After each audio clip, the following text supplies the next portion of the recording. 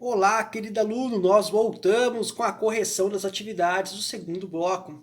E aqui nós iremos falar sobre um dos maiores escritores da língua portuguesa, que deixou um grande legado para nós, Machado de Assis. Vou projetar para vocês agora um texto que está na atividade para vocês visualizarem.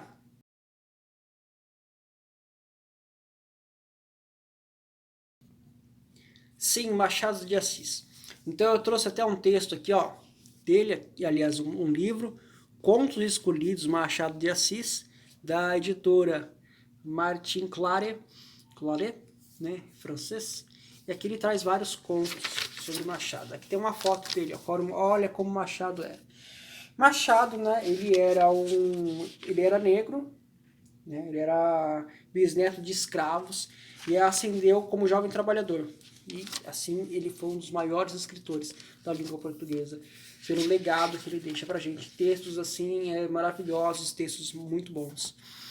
E a primeira pergunta, na verdade, aqui não é uma pergunta, tá? Então ele separa 4 termos que ele tira do texto. Então ele pega esse texto aqui, ele separa 4 termos e ele sublinha, certo? E esses 4 termos é para vocês falarem sobre, né, o que as suas impressões, o que vocês entenderam. O primeiro é literatura do século XX, certo? O que é literatura do século XX? Lembrando que você, para resolver essas perguntas, você pode fazer uma pesquisa, uma pequena pesquisa. Você pesquisa onde? Você pesquisa no Google, você pesquisa também em livros, você pode pesquisar perguntando para as pessoas, mas assim, nunca deixe de pesquisar. Você tem que se tornar um aluno pesquisador. Quanto mais você pesquisa, mais assim independente você se torna. Quanto mais você pesquisa, mais crítico você se torna, mais rápido você terá uma memória melhor também. A primeira questão é o seguinte, ó, é literatura do século XX. Em primeiro lugar, na verdade, né, está errado aqui, ó, tá? Aqui está errado, não é literatura do século XX. O termo correto é literatura do século XIX, gente, aqui, ó, do século XIX. Então está escrito 20 aqui, mas o correto é 19. Então, literatura do século XIX é o quê? É um período da literatura que abrange várias escolas literárias. Então, quando você fala literatura no século XIX, você está falando em várias escolas literárias. O que é uma escola? A literatura brasileira ela é dividida em vários períodos diferentes. Desde 1500 até os dias atuais. E esses tipos de escolas, né? Vamos lá. É o nome que nós damos para os vários tipos de leitura. Desde 1500 até atualmente. É produzindo muita coisa escrita produzida. Porém, os historiadores eles acharam melhor dividir a literatura em escolas, aliás, em camadas, em partes, por assunto, por época. Porque, logicamente, um escritor de 1500, né, conhecido como quinhentismo, né, essa escola literária, não vai escrever da mesma forma que alguém que nasceu em 1900, que ali já vai pegar o modernismo. Então, achou-se necessário classificar e dar nomes para que nós pudéssemos entender melhor cada contexto literário. Quando nós analisamos uma escola literária, nós entendemos o seguinte, que os textos que estão ali presentes, eles são semelhantes por se tratar de uma mesma época, certo? Quando falamos em literatura do século XIX, você fala em romantismo, realismo, naturalismo, parnasianismo e simbolismo. Então, olha só a quantidade de escolas importantíssimas que tivemos nesse tempo. Talvez você fale, professor, por que estamos estudando isso? Vocês estão no 9º ano. Quando vocês forem para o ensino médio, vocês terão uma disciplina chamada literatura. E essa disciplina é uma disciplina específica que vocês terão a oportunidade de estudar esse ramo da língua portuguesa. Então, vocês terem esse conhecimento prévio já no 9º ano é fundamental para que vocês possam ter um bom desempenho no ensino médio. O próximo termo é a Academia Brasileira de Letras. Vamos lá. O que é a Academia Brasileira de Letras? Inclusive foi fundado por Machado de Assis, que está aí, né, no texto. A Academia Brasileira de Letras é uma instituição cultural. Ela foi inaugurada em 20 de julho de 1897. Ela está no Rio de Janeiro.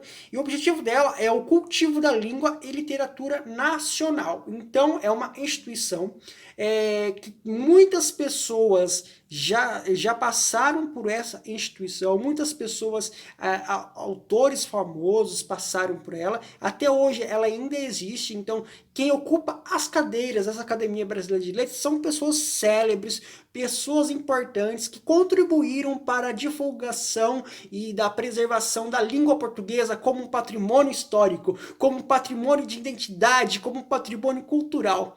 Sim, se você entrar no site da Academia Brasileira de Letras, você poderá ver as cadeiras, quem são os patronos, que seria o patrono, quem fundou a cadeira lá, e os membros fundadores, e o passar do tempo, as pessoas vão ocupando as cadeiras também têm a oportunidade de ver as cadeiras atuais. Atualmente, algumas pessoas mais famosas, ou talvez, quem sabe, podemos dizer pop, são Fernando Henrique Cardoso, ele ocupa uma cadeira brasileira de letras, e Paulo Coelho também. Paulo Coelho também ocupa uma cadeira da Academia Brasileira de Letras. E os restantes são pessoas muito importantes. Eu citei esses que são pop, né, quando estão na mídia, né, uma vez ou outra eles aparecem aí, são pessoas políticas importantes para a nossa história, pela divulgação dos artigos que eles escreveram, pelos livros, né, Paulo Coelho, um grande exemplo, mas vocês podem ver isso. Ok? A próxima palavra é originalidade. Originalidade é uma qualidade que vem de original. Okay? Originalidade vem de original, vem de inédito, vem daquilo que ainda não foi mostrado, aquilo que não foi proposto. É uma qualidade que é inusitado, do que ainda não foi criado, dito. Fala sobre inovação. Tá? Então, isso você pode concluir olhando o dicionário. Originalidade vem de original, ok? E a próxima é Memórias Póstumas de Brás Cubas. Memórias Póstumas de Brás Cubas é um livro muito legal de Machado de Assis. Estou aqui com o livro, ó, Memórias Póstumas de Brás Cubas. Esse livro aqui, escrito por Machado, ele é importantíssimo. Ele inaugura a escola literária do realismo. Tá? Quando Machado estava escrevendo, ele não tinha consciência que aquilo que ele estava escrevendo era de determinada escola, certo? As escolas, elas foram criadas bem depois dos autores. Então, necessariamente, quando ele escrevia, ele não sabia que ele estava inaugurando uma escola. Nós, depois, analisamos esse panorama da literatura, nós entendemos. Mas essa obra é importante porque ele inaugura um novo movimento literário. Ela inaugura o realismo. E é legal, Memórias Póstumas. O que quer dizer póstumas? Quer dizer que vem depois, né? Pré é um prefixo que quer dizer antes e pós quer dizer depois. Memórias póstumas, ou seja, quer dizer que as memórias vêm depois. Ela é muito interessante. Esse livro aqui ele fala sobre Brás Cubas, que ele escreve após ele estar morto. Então, ele escreve assim, ele morreu, e ele escreve assim a história dele pós-túmulo, gente. Então, ele está morto, escreve. Tanto que ele dedica, é muito interessante, ele dedica assim o livro dele, ó, aqui tem uma dedicatória do livro dele, que o Machado escreveu. Ele dedica ao verme que primeiro roeu as frias carnes do meu cadáver, dedico como saudosa lembrança estas memórias póstumas. Olha que interessante. Ele dedicou esse livro aos vermes que comeram a carne dele, aos vermes que roeu, ao primeiro verme que roeu a carne dele morta, ele dedicou esse livro. É um livro muito interessante, ele traz assim uma linguagem assim, muito rica, muito inteligente, de um contexto da época, e assim o Machado ele faz muitas referências, traz referências gregas, referências bíblicas, ele tem que estar atento à quantidade, porque ele é uma pessoa que faz isso muito bem, é um livro muito importante. E quando você fala de memórias póstumas, ele está falando desse livro aqui, ok? Vamos agora para o próximo, ó. Machado foi um dos poucos escritores que conseguiu com maestria, ou seja, excelência, com êxito, retratar a personalidade e os dramas psicológicos dos humanos, sem perder a leveza, a arte, a poesia e o estilo próprio da literatura. E a seguir a gente vai ter alguns exemplos de textos. Então, olha que legal, aqui, esse trecho falou que ele conseguiu, com muita excelência, falar sobre o psicológico das pessoas. Então é muito legal, ele traz um perfil psicológico de cada um, é uma obra muito rica, ele descreve as pessoas de tal forma que você pensa que as pessoas elas são reais, porque ele descreve com o perfil psicológico do personagem de uma maneira muito profunda, muito complexa, sem perder a beleza, o humor e o estilo.